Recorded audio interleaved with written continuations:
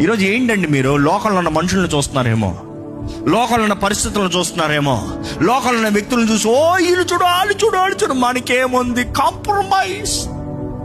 గత వారం నేను చెప్తా, don't compromise for anything, hour God is great అంటే మాకంతా కాంప్రమైజ్ అయిపోయింది సార్.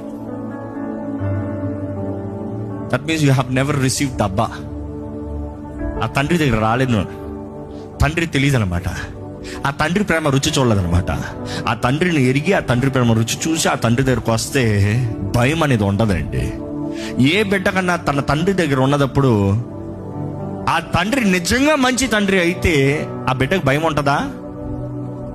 ఏ తండ్రి అనేటప్పుడు బిడ్డ పెద్దోడు అవ్వాల్సిన అవసరం లేదు. బిడ్డ పెద్దోడు అయ్యేటప్పుడు జ్ఞానం ఎక్కువ అవుతుందంట. జ్ఞానం ఎక్కువ అయితే కూడా ఇది ఎలాగా అది అలాగా ఇది ఎలాగా అది అలాగా అని ఆలోచిస్తారంట. కానీ దేవుడు అంటున్నాడు, అయ్యా ఈ లోకపు తండ్రులు మీరైతే మీ స్తోమతను బట్టి ఎప్పుడుకో ఒకసారి తెలుసుకుంటారు మీ బిడ్డలో.